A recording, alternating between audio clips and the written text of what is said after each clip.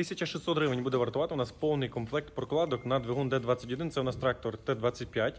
Набір, який складається з 25 елементів. Це у нас іде вже повністю весь комплект з сальниками, з мідними кольцями, втулочки. Ну, повністю вже все, що можна бути для ремонту двигуна. Це у нас іде комплект прокладок Д-21, ремонтник, 25 елементів. Ось тут вказано, що йде та яка кількість. Можна зробити скріншот, подивитися.